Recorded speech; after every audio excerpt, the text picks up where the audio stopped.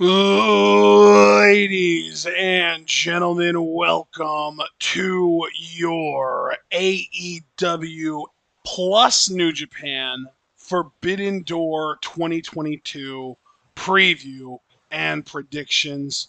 We have got a grand total of a dozen. That is 12 matches to preview and predict today. And of course, only 3 of them are happening on the pre-show, on the buy-in, I should say, and that means that we're going to be able to react to 9 of them because we are going to be skipping the kickoff. But that doesn't, it's not going to. That doesn't mean that we're going to be skipping anything else. We're going to be reacting to the entire main show, and I'm trying to find. Does this not have a fucking Wikipedia page? If I go AEW Forbidden Door, right? That'll do it, right? No, That should do it. you'd think, but I can't find shit. The only thing I can find about AEW or about Forbidden Door is some fucking Indonesian psychological thriller film from 2009. Well, I found it. I do it. All right, I found it. Anyway, so yeah, 3 matches on the kickoff, 9 matches on the main show. I really don't know what order I want to do this in. Obviously, we'll start with the 3 kickoff show matches, or the the buy-in matches. Still using WWE terminology there, and apologies for that. But John, I really want to get a gauge from you. First of all, how much are you looking forward to the show? And second of all, what matches specifically are you most looking forward to? I gotta tell you, man, and I'm just keeping it honest. It's a solid card, but a card that was definitely affected by injuries. We know a lot of people have been talking about the injury bug that AEW seems to have lately. Obviously at varying degrees, but enough to keep some people off of the card. Most notably, in my mind, Bryan Danielson, and then second most notably for me, Ishii. So because of those absences, the hype does take a hit. But I think looking at this fairly, I would give it a 7 out of 10. And I know you asked which matches I'm anticipating the most. I would say ZSJ's matchup and the 2 world title matches. So those are the big 3 for me. That's fair. Yeah, I think I'm pretty much right there with you. The 2 world title matches for sure, the ZSJ matchup for sure. And then I think there was one other match that I'm looking forward to. Yeah, still the 4-way, the All Atlantic Championship match. Even though obviously Clark Connors is a pretty significant downgrade from Ishii, we've still got 3 other just incredible workers in that match. And I don't want to make it seem like Clark Connors is a scrub. He's not. He's a solid worker. But yeah, the other 3 guys in that match make it for me. I'm really excited about that one too. Absolutely. All right, let us get into our actual predictions here. Let's start with the Gun Club. And we've got the Gun Club, which is all 3 members, meaning both Sons and Billy himself, teaming with Max Caster to take on the team of the LA Dojo, represented by the DKC, who we saw on Rampage last night. Got fucking destroyed by Hook. Loved that. Kevin Knight, who I do like. I'm excited to see him. Alex Coughlin, who we both like. He's very good. And Yuya Uemura, who I am stoked to see again. I will be watching this myself, even though we won't be reacting to it. So who do you think wins this one, John? I'm gonna be honest, man. I think I'm gonna go with the Gun Club and Caster. I think so Billy too. Gunn, being the really established veteran in this match, it would be weird to have Young Lions win a match that he's a part of. So yeah, I think AEW will get the win here in this matchup in the form of Gun Club and Max Caster. So I think the only proper young lion in this is Uemura. Yeah, But I still agree. I mean, really, I think that something that's going to stand out in this match is the size disparity between these 2 teams, because the Gunn brothers are both like reasonably big. They're not huge like their dad. Austin is like 5'11", but he's built. And then Colton is a little taller than him, and also, obviously pretty thick. But Billy Gunn's fucking huge. Like, people don't realize Billy Gunn literally stands eye to eye with Luchasaurus. And Yeah. he probably weighs about 30 or 40 more pounds than Luchasaurus too, and that is all fucking muscle. He is shredded. He is huge. And you stand him next to Max Caster or literally anyone on the LA Dojo team, and he's gonna look like an absolute behemoth by comparison. So I do agree the Gun Club and Max Caster are going to win this match, if for no other reason, because I don't think that there's anyone on the LA Dojo team that could possibly actually beat Billy Gunn or a man of his stature. You know what I mean? Yeah, absolutely, man. I completely agree. All right, next up, we've got the Factory versus what they're called Bishamon, which is Goto and Yoshihashi. The Factory represented by QT Marshall and Aaron Solo. This is a fucking joke. I hate that Goto was wasted on this bullshit. I hate that Yoshihashi is even a part of this fucking card. This is an absolute throwaway of a match. And honestly, I'm going to go ahead and say it. If this match wasn't on this card, it would make us more likely to live react to the buy-in special. Oh, absolutely. I think Goto and Yoshihashi have this locked up. I think Aaron Solo and QT Marshall, I mean, even on their own program, being of Dark and stuff, they're the jobbers. So this will be an easy win for Goto and Yoshihashi. Yeah, we agree on that. I really can't believe that they are wasting Goto on this bullshit. And I'm not even the biggest Goto fan, but like, why even fly him out if you're going to do this with him? What's the fucking point? Yeah, absolutely. Next up, another weird. I don't understand this match. We've got Swerve Strickland, which we both love Swerve, and Keith Lee, who we both love. But Keith Lee he's not just a heavyweight; he's a super heavyweight, going against a Suzuki-Gun team comprised of two junior heavyweights. And Swerve, I think it's up in the air as to whether New Japan would classify him as a heavyweight or a junior heavyweight. But Suzuki-Gun team is El Desperado and Kanemaru. I'm guessing this is to set up a future junior heavyweight title match, because isn't Despy the junior champion right now? Or no, I believe he is. No, it's Ishimori, isn't it? I thought it was Desperado still, but it might. Right. You know what? Let me see if I can find it. I think you're right though that it is Ishimori. Yeah, it is. It is Ishimori right now. Okay.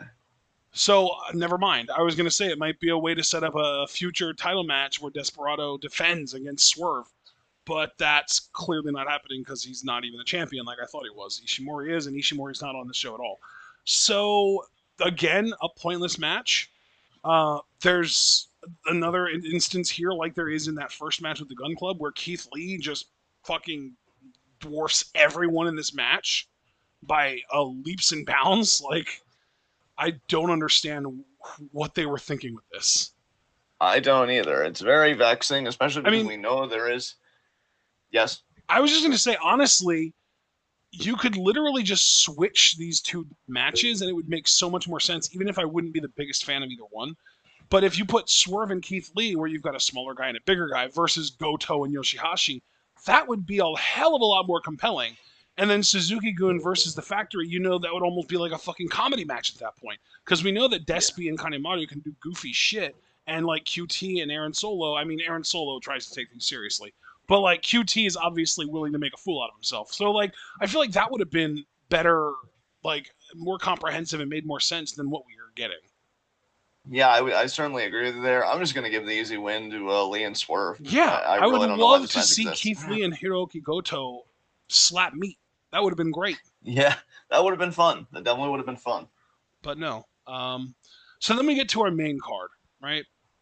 And I really don't know where to start on this main card, so I'm going to pick the match that has kind of gotten fucked over the most through injury, and one that was never really all that compelling in the first place. And that is the six-man tag match, the Young Bucks and El Phantasmo versus Dudes with Attitudes, Shingo Takagi, Darby Allin, and Sting. This is originally supposed to also have Hikuleo on the Young Bucks El Phantasmo team, and Hiromu Takahashi on the Dudes with Attitudes team, but Hiromu is dealing with a fever right now and is unable to show up, so they made it a 3-on-3, and they basically demoted Hikuleo from being in the match to just being in their corner. Yeah, Yeah, you weren't kidding about the match getting fucked with. I'm kind of torn on this one. I think I'll just go with dudes with attitudes, though. I feel like they'll want to give a team with Sting on it the win. Plus, I think AEW is very high on Darby. Even though he's not like on a win streak or anything, like, they Plus, always want to keep I mean, really, if we're just going by the size thing, Shingo is a former New Japan, IWGP Heavyweight Champion. And while ELP is in the G1 this year for the first time, up until this point, he's been a junior heavyweight. Yeah. And both Jacksons are junior heavyweights by New Japan standards, and Darby is too. But Shingo and Sting, and you've got to imagine Ghetto is just a huge Sting mark. So yeah, that team's winning for sure. Yeah. All right, next matchup. All right, let's talk about Les Sex Gods, Sammy and Chris Jericho teaming for whatever the fuck reason with Suzuki. I don't get that. Why would Suzuki ever want to waste his time teaming up with these jackasses? To take on the team of Eddie Kingston, Wheeler Yuta, and Shota Umino. And while I do really like this team, Suzuki feels so out of place on the other team. I don't get it. I would agree. I'm going to say, because I learned that there was a stipulation added to this match, the winning team will get the man advantage at Blood and Guts this Wednesday. Okay. So, given that, and because Kingston, I've already described him as the hybrid of Dusty Rhodes and Cactus Jack, and I think he does have that common man appeal, especially when you look at his Twitter following and everything else. Yeah. You always want that person to struggle. So I'm going to give it to Team Suzuki because I refuse to acknowledge Jericho as leader of anything that Suzuki's a part of. And, that'll gift Jericho not only his life, but the man advantage in Blood and Guts on Wednesday. So I mean, if you think about it, Jericho and Eddie Kingston are obviously meant to cancel each other out. Sammy Guevara and Wheeler Yuta are probably meant to cancel each other out. And who does that leave? Suzuki and a young boy. Yeah. Suzuki's winning this, for sure. Yes. All right, so our next match, I guess we can do our IWGP United States Championship match. Will Ospreay defending against Orange Cassidy. Not really looking forward to this, to be quite honest. It's a shame because I know Orange Cassidy's a talented dude, but I'm really not caring much about this. I just think Ospreay wins. I think it's a very easy, straightforward title defense. We can talk more seriously about losses and future title defenses when he's in the G1. But no way Orange Cassidy stops him here. I like Orange Cassidy, and like when he's allowed to just do more character stuff, I really enjoy his work. But why the fuck did he get this spot of all spots, honestly? Like, I feel like Yano versus Orange Cassidy was, like, right there. I know. And Yano's not even on the card.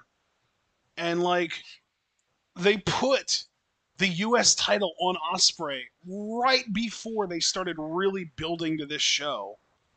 And for what? So that you could have him retain against Orange Cassidy? What the fuck is the point?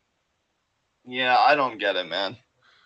God, I really wanted to be excited for this show, but the bottom half, really the bottom 2/3, you could say, of this card is a fucking disaster, in my opinion. Yeah, it's for a show conceptually like this, like, oh my god, AEW and New Japan are coming together to do a pay-per-view. Yeah. The whole thing's got to pop because, Well, and the thing is, too, like, you can blame injuries all you want, but we've been coming up with ideas that would have been vast improvements over what they're doing using people that aren't injured.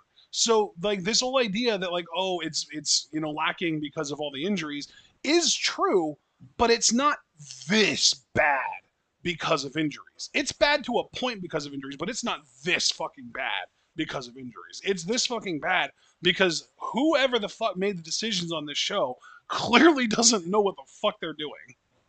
Yeah.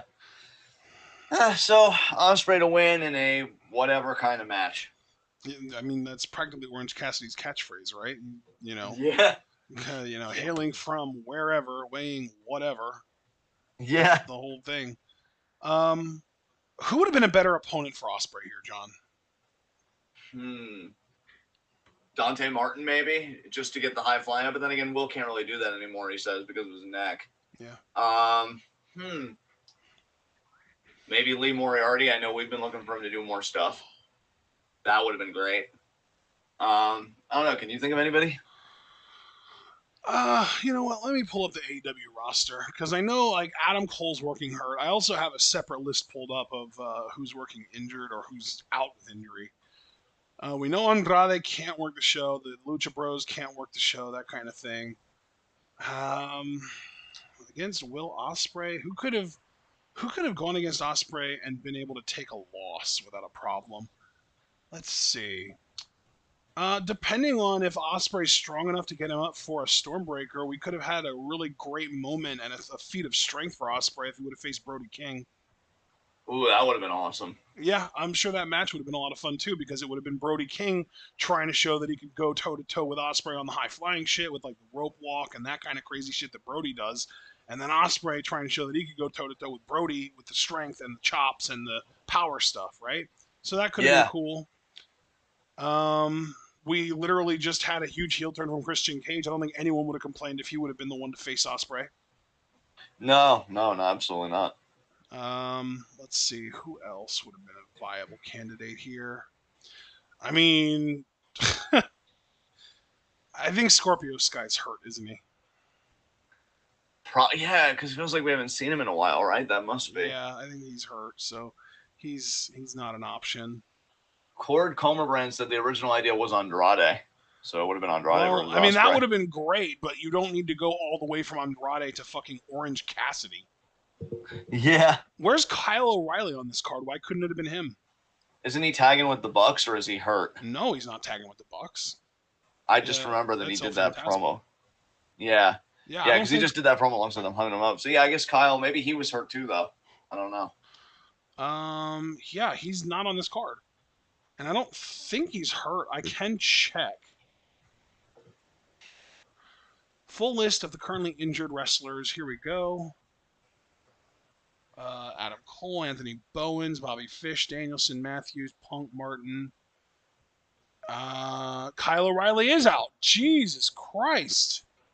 Yeah. Good Lord. Okay. That's unfortunate. All right. Well, damn. That's really unfortunate.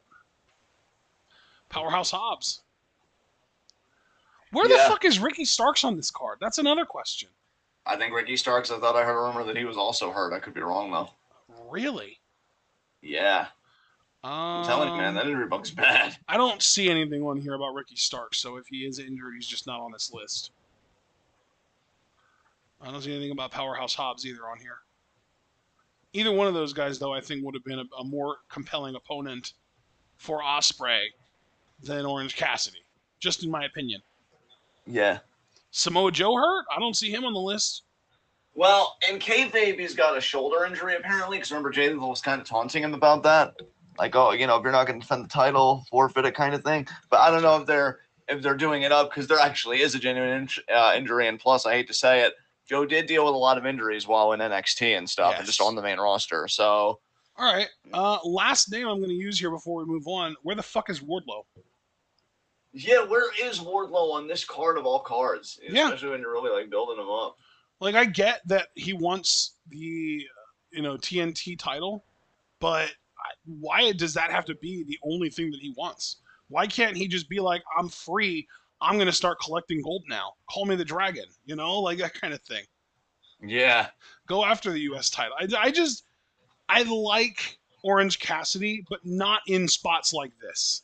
I like Orange Cassidy. I think that he's the kind of guy that you want to have do something on basically every show. Orange Cassidy should be the guy that they use as much as they use Dan Lambert, honestly. Because his shtick is one that you could do a lot of fun things with. You could have a lot of creative ways to use. It's one that wouldn't have to get old anytime soon. But that doesn't mean that you have to put him in big programs like this. Especially when it's like these rare instances where you get to work with another company that has been like this big dream for years and years and years. I like Orange Cassidy, but I don't like main event Orange Cassidy. I don't get it.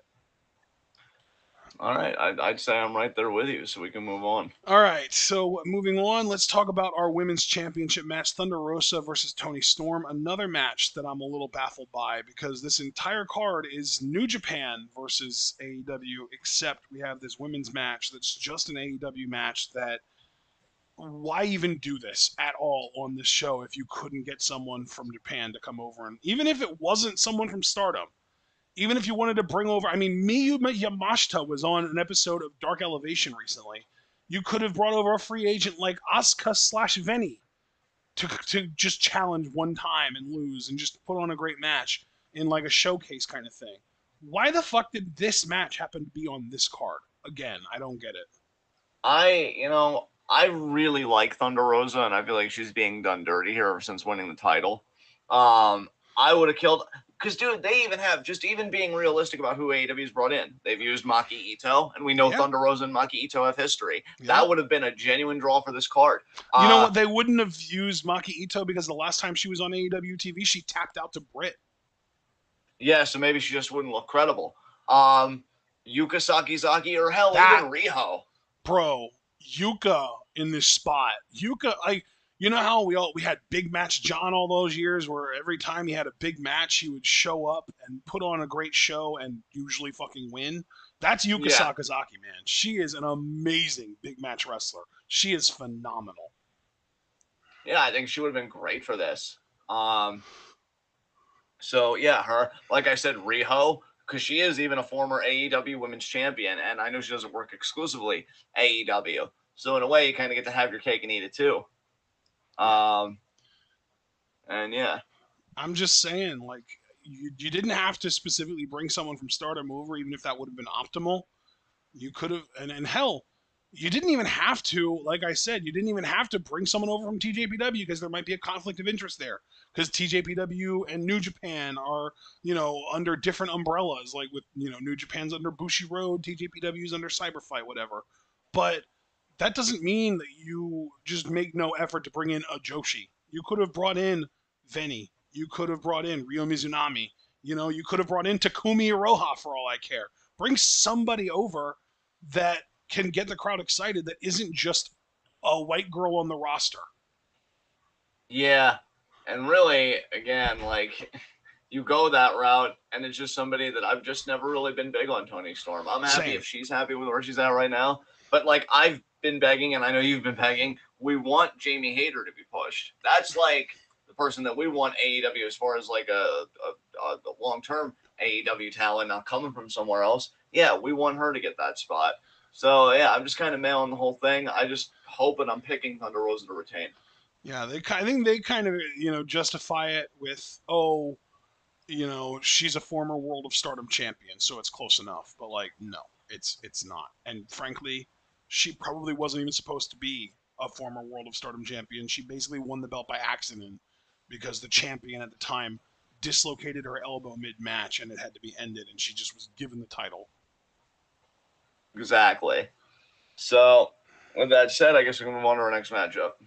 Our next matchup is going to be the four-way match for the inaugural AEW All-Atlantic Championship. Pac versus Miro versus Malachi Black versus now Clark Connors.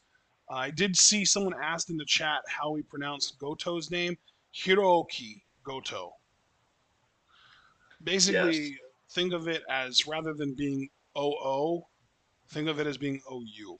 Hiroki. Just drag the O out a little longer in that middle O in Hiroki. Anyway, so we've got this four-way match, John, for the to crown the inaugural AEW All Atlantic Champion. Pac, Miro, Black, Connors. Who you got? To me, it comes down to either Pac or Miro. Counting out Malachi. I'm picking Miro, actually. I'm going to just put that out there. Yeah, I think you and I are on the same wavelength. I'm not even regarding Connors. I think Malachi, as weird as it's going to sound, I don't think his faction is one that's concerned with championships. I feel like they're going to have a distant relationship with it just because, why? Our purpose is deeper. It's more nefarious kind of thing. Plus, I think that those guys are bound to be in contention, if not just win the first AEW Trios titles, whenever that happens to be. And now that right there, that reasoning, copy paste that because that's my reasoning for Pac and why I'm ultimately counting him out. So that's why I say I think you and I really are agreeing here. I think it's Miro. I think he's been on fire since he's been back. And I think this is the right thing for him at the right time. So I think they'll put the title on him. Awesome. All right. Let's get into our three-way winner-takes-all tag team match for the ROH World Tag Team Championship and the IWGP Heavyweight Tag Team Championship. We've got FTR defending the ROH World titles versus the United Empire defending the IWGP World Heavyweight tag titles versus Roppongi Vice. I don't think that Roppongi Vice has a chance in hell. And frankly, I don't think they should even be a part of this. I think this should just straight up be a tag team match between FTR and United Empire. Roppongi Vice feels shoehorned in. They make no sense. And really, the only reason that I imagine them being in this match at all is to take a pin. Yeah, I'm going to rip the Band-Aid off real quick. Unfortunately, I have FTR winning this. Same. And the main reason I think FTR wins here is because I think it's easier for United Empire to come back to the United States than it would be for FTR to go to Japan. Yes. And not only that, I feel like in the grander scheme, now I love Okan and Cobb, especially as a team. Those guys are really growing on me.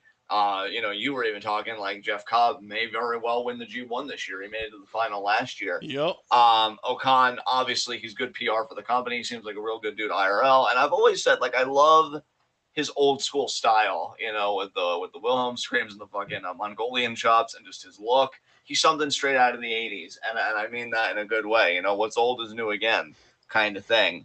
But there does seem to be a broader story going on about FTR making a tag team legacy and wanting to give back tag team wrestling and be the best, that kind of story.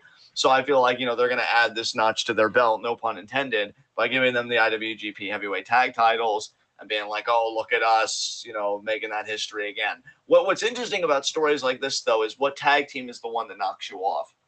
And especially because I do think that story will culminate. I could see FTR being AEW tag team champions again before the end of this year. And again, I just think the bigger question is what tag team do you make after that with guys that you literally had to go around and pull a Kenny Omega as far as belt collecting is concerned. Yeah. So, yeah, I agree with you that Roppongi Vice definitely exists to eat the pin because I think you want to protect members of United Empire, especially these two and especially Cobb of those two. But I think FTR win the titles. I have a question. Yes. Aren't FTR also the AAA tag team champions? Yes. That's why I'm saying when they win this, because I am thinking of that. Your belt it's going to be like a Kenny Omega. Yeah, exactly. Yeah, exactly. So I really hope that if they do win, and obviously you and I are both predicting that to happen, so maybe I should say when they do win, I really hope that they have an entrance, at least one entrance where they have all three pairs of titles with them in that entrance. Yeah. That'd be fucking dope. All right. Next up, let's talk about Zack Sabre Jr. versus Bryan Danielson's replacement. First, I just have to get off my chest that I am disappointed by this. I really was looking forward to Zack Sabre Jr. versus Bryan Danielson, and in fact, because the kind of wrestling I respond to, if Bryan was able to make this show, I'd still say that I'd be anticipating, both world title matches a bit more, so maybe it would stay in its spot, but at most, it could have moved up to the number 2 spot. I really thought that a lot of, good stuff could have happened there between those two. With Bryan out, though, I think I've come around to your way of thinking, because I know this is the name you first put out. I think Claudio would be cool, but it's got to be Gargano. It's got to fucking be Gargano. I think people lose their mind over it. I'm convinced it's Claudio now, too, so... Oh, wow. We do this. Well, I shouldn't say every time, but there'll always be a time every couple months or so we flip. Every now and then we basically gaslight each other into the opposite. I mean, so let me look at it as if it's like a choose your own adventure, and let me look at the prospects of each guy.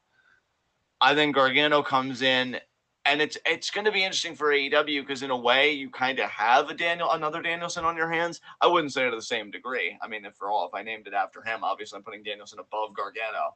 But just that underdog, scrappy babyface when he wants to be, that's so technically genius and whatever. So they're going to have 2 of those guys. So it'll be interesting to see how they would use him if it's Gargano. Could I see him being an AEW World Champion? It's kind of a muddied question right now, to be quite honest. I don't really know if I'm set on that. TNT champion, definitely. Claudio, oh God, if he was like 33 to 35, I'd be so excited about him making this jump, but I know he is in his 40s, and I don't know how He's only AEW kind of perceives that. 41, but you're right.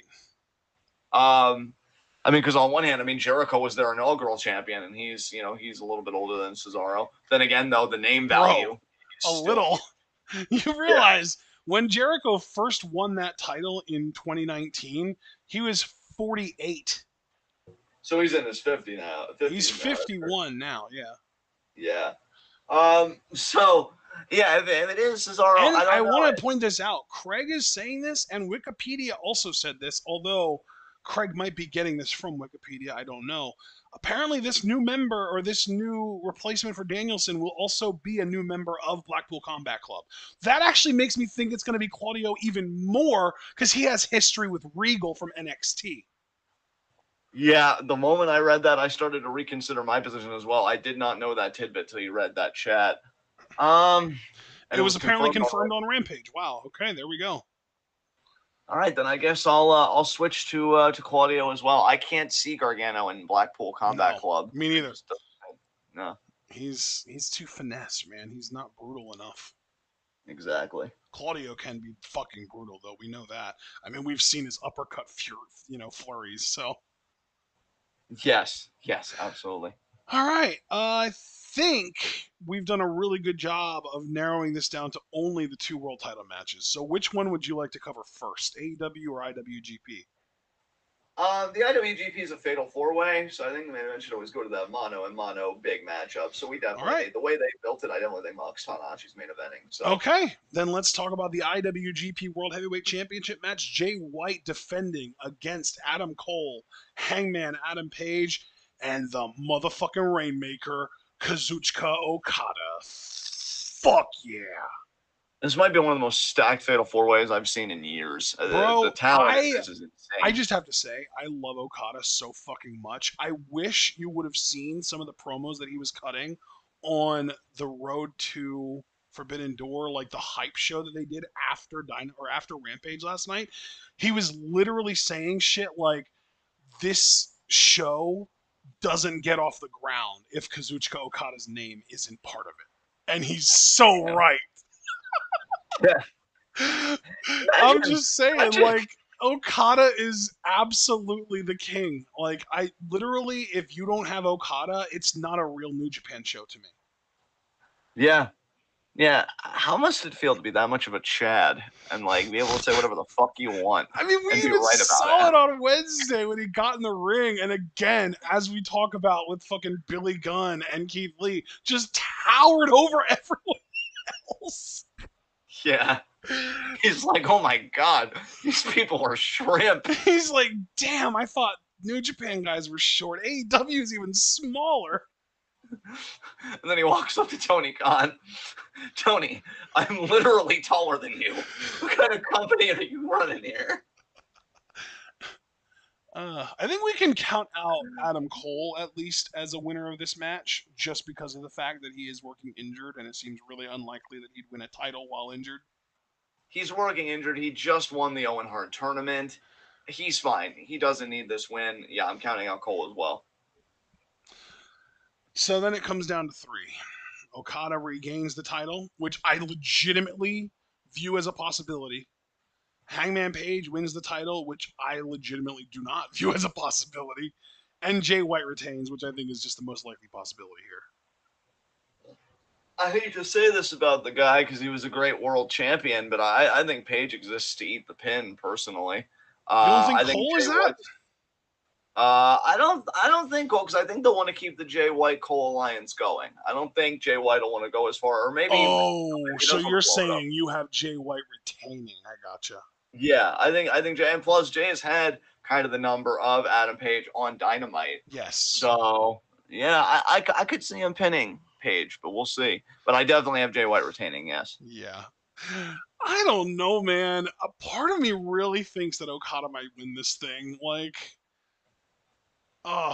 we both want so badly for Jay to get a really good long run with the title, but just because we want it doesn't mean that New Japan wants it, you know? Exactly. Like, it's It's entirely possible that they put the title on Jay White so that we could get this match. And they're going to put the title right back on Okada afterwards. Like, Bro, they had no problem fucking over Jay in Madison Square Garden. You know? well, yeah, and that's the thing, right? Literally, the last time that we had a major New Japan co-op show with another American promotion, we had Jay White go into the show as champion in, I want to say it even was a multi-man match involving Okada too. It wasn't one-on-one, was it? No. Well, no, it was one on one actually. It was one on one. I want to look this up just to make 100% sure that neither one of us is wrong here. And you are correct, it was a one-on-one. But regardless, Jay White goes into the show as the IWGP World Champion. He's only held it for 2 months at that point. Versus Okada, the challenger, and Okada wins and gets the title as like a big pop to close the show. So like, Yes. there's a part of me that wants to believe that they would actually do that again. That's like, oh my god, the balls. But I think I'm gonna make it safe pick here, and I'm gonna pick Jay White to retain. So let's get to our actual main event. The AEW World Title match, Jon Moxley versus Hiroshi Tanahashi, and it's not even for the AEW World Title. It's for the interim AEW World Title, because let's not allow ourselves to forget that CM Punk is still technically recognized as the AEW World Champion. The winner of this match will become the interim champion until Punk comes back, at which point it's safe to assume that they'll have a match against each other for the proper title. Personally, I hate that this is for the interim championship.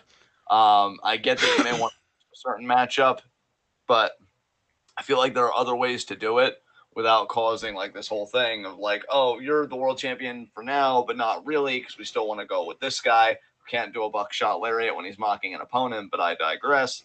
It just seems like a lot to me. That said, this should be a great matchup. Tanahashi is still delivering bangers at this stage of his career. Anyone talk about stages of career? I think Moxley's on a goddamn roll right now. I don't think the dude can miss. I really feel like he's in that area. You know, I saw an article yesterday, and he is. He absolutely is. But covering Seth Rollins' current WWE run, and they're saying that it's something special. I think the closest AEW has to that is Moxley ever since returning from rehab. Because I think his promos have been on point. I've enjoyed his matches. I've enjoyed the aggression. He's in a really good place right now. And honestly, I was always going to pick the AEW guy to win this. When it was Punk Tanahashi, I had it in my mind to go with Punk because it's about AEW. It's about their interim world title. And hey, if Tanahashi's going to save a company, ain't no interim anything. You either give me the world title or you fuck off. So AEW's decided we don't need Tanahashi to save our company. We're going to trust, our own. So I feel like, yeah, Mox is going to win this and he's going to become the interim champion. And then the big title matchup will be Punk Moxley when Punk is well enough to compete. Yeah, God, I would love to pick Tanahashi here, but I just don't have it in me. I'm picking Moxley too. And it's not bad. Again, I've said repeatedly on the road to this, I'm a much bigger Moxley fan than Punk fan.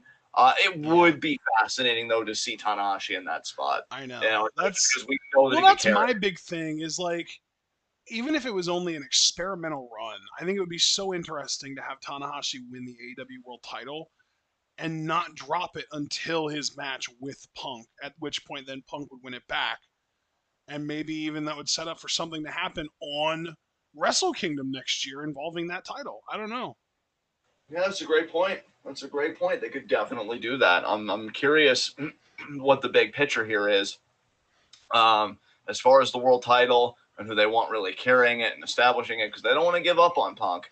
So we'll have to see. But yeah, should be a great match. I just don't see Tanahashi pulling out the upset again. It would be fascinating if they did. I'm just going to go with Moxley here. I mean, here's the thing. Either way, the winner of this match is going to become a first something. It's either going to be the first time that a non-rostered, non-AEW roster member wins the AEW World Title, or it's going to be the first time that we ever have a two-time AEW World Champion, because Moxley's held it before. This would be his second time holding it. So I think it's more likely that he gets rewarded for getting clean with the two-time title run and maybe even being able to hold it through a Punk defense. I think that would honestly be ideal, but Punk is apparently, like, from a financial standpoint, the most important member of the AEW roster. He is the biggest ratings draw, the biggest ticket seller, the biggest merch mover, et cetera, et cetera, et cetera. So I would not be surprised one bit if as soon as he's good to go, Tony wants to put the title right back on him immediately and have him hold it for a healthy long time. Yes. All right. I think we're done here. How do you feel? I feel great, man. I definitely think the show's going to be interesting. I still think I'm sitting at a 7 out of 10 for hype, just between injuries and really when we got into stuff like the Cassidy Ospreay matchup, it really made me think about what this card could have been even in spite of injuries. But I think, there is still some good meat on the bone here, and I don't want to be too hard on it. So, yeah, 7 out of 10 feels like a good number for me. Where are you at to kind of finalize it before Sunday? I'm pretty much right there with you. 7 out of 10 sounds about right to me. I don't want to go lower than 7, just because 6.5 feels too low to me. I am very much looking forward to some matches on this card, but really going above 7, like I'm kind of in that 7.5 range, but 7.5 feels like maybe being a little bit too generous, just because like while there are some matches on this card that I am genuinely very excited for, and I would go as far as to say 4 of them. So technically a third of the overall card, but almost half of the card that you and I will be reacting to. I'm very excited about. The rest of the card, though, is so weak to me. I am really disappointed by this card. This low key, this feels like a New Japan card over the course of the last 2 or 3 years, where you have 2 or 3, or in my case, 4 matches that you can get excited about, and the rest of it is just who cares bullshit tag matches that like don't make sense or meaningless, and that's pretty much a New Japan card, like a pay-per-view card, not like a major pay-per-view like Dominion or Wrestle Kingdom, but like a secondary pay-per-view card, like a King of Pro Wrestling or like a Sakura Genesis or something like that. That's what this reminds me of. Yeah, And it's yeah, supposed to I be like definitely this don't blame big you. super show, right? But like, God, it doesn't feel like it at all, does it? And I don't want to get too meta on it, but it's a shame that the card is so underwhelming because we already kind of touched on at the beginning, like that this should feel like a huge deal in the history of wrestling. Yep. That AEW and New Japan are doing this. It should signal a new era of kind of wrestling cooperation, not being so like isolated from everybody. And not to mention, again, this is the part where I really want to stress. I don't want to get too meta with it. But you really need to hit it out of the park right now because WWE is in such internal disarray. Like, what a way to fire a salvo is saying, oh, when you're falling apart, we're fortifying relationships, we're consolidating shows together, we're doing all this stuff. And you want to come out swinging and guns blazing. Like, I don't think this is something you want to lose for what it says about the direction of the wrestling industry and about the culture, and how it's changing.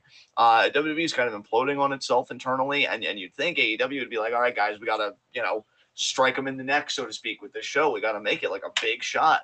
And I just don't feel the force of that hook, man. There are some good matches on this show. There is definite meat on the bone. But is this something where whether because we've kind of softened a bit, in our older age, kind of looking at wrestling, we're seeing the WWE product waning. And so we're not casual. We still keep up with it. But, our passion lies mainly, with Stardom. That's where I feel like we really feel the energy of wrestling fandom is with Stardom. But for those that are hooked and are like in their fandom big time and like, oh, I got to see every show and wrestling's my shit and this and that. Is this something you're going to tell your friends about even a week from now? Like, oh, guys, you have to see this show. I don't think it is, and that's a shame because it should be that caliber of show. So I don't know, Can I man. It's also going to be just interesting point to see what they something out deliver. that's really strange and upsetting to me? What's that? This is supposed to be an AEW New Japan show, and yet 1/3 of the individual performers on the main show are actually Japanese. Oh wow. 1/3, not one half like you'd expect, because it's a fucking half AEW, half New Japan show. No, not one half, but 1/3. 6 out of 18 performers on the main show are Japanese. And literally, it's just Tanahashi, Okada, Suzuki, Umino, Okan, and Shingo. Those are the 6 on the main show. Yeah. That's it. 11 out of 34 on the overall show. So even less than a third, technically, on the overall show are Japanese. Damn. Yeah, I know New Japan fans for the last few years are like they just feel like New Japan has a gaijin problem. You know, where like the gaijin are overly promoted over the native Japanese talent. You know what And though? It's weird because when they didn't have Gaijin, I feel like it was when they were at their absolute worst. And now that they have the Gaijin back, rather than the Gaijin adding to the show, they're getting pushed too fucking hard and it's taking away from the show. yeah, so it's like the pendulum swung the other way in a sense. Yeah. Yeah, that's definitely surprising, man. I'm glad you brought that statistic with you. That's interesting. All right. Hmm. Are we ready to be done here? I would say so. I've got nothing else to say about Although this show. Do actually, I you? think is Wheeler Yuta Japanese? He probably is actually, at least part Japanese, right? You'd think at least part, yes. Let me see if I can find a definitive answer to that actually. Um okay, there's yes, okay, he is half Japanese. So we'll give him credit for that. We'll give full credit. I'm not trying to be an asshole and be like, oh, you get half a point for that. No. Full credit, okay. 12 out of 34 on the overall show, or 7 out of 18 on the main show. Because he is on the main show. That's cool. And he's literally Uh, the only even part Japanese performer from the AEW side on this AEW New Japan show. So, all right. I'm ready to be done if you are, my friend. all right, let's wrap it up. All right, everyone. We hope that you enjoyed the preview and predictions here. Hope we didn't get you too down with some of our complaints and some of our criticisms of the show and the way that the card was put together. We are still looking forward to reacting to it tomorrow, even if there are a few matches that we're a little less enthusiastic about. We hope that you're all looking forward to joining us for our live reactions to the show tomorrow. And if you are, remember to like this video, subscribe to the channel, leave a comment letting us know what your predictions are for the show. And of course, you can also subscribe to the channel and follow us on Twitter and on Twitch. And if you'd like to support us, you can also subscribe on Twitch, buy our merch on Spring, donate to our Patreon, and share this channel and this video with all your wrestling fan friends and let them in on the best kept secret in the YouTube and Twitch wrestling communities. That's right, we are TwitWow, and we are the workhorses of the YNTW season. We will be seeing you all tomorrow evening for our live reactions to the main show, not the buy-in, the main show of AEW and New Japan Present Forbidden Door 2022. Of course, though, in order for that to happen, you're going to have to remember to stay tuned.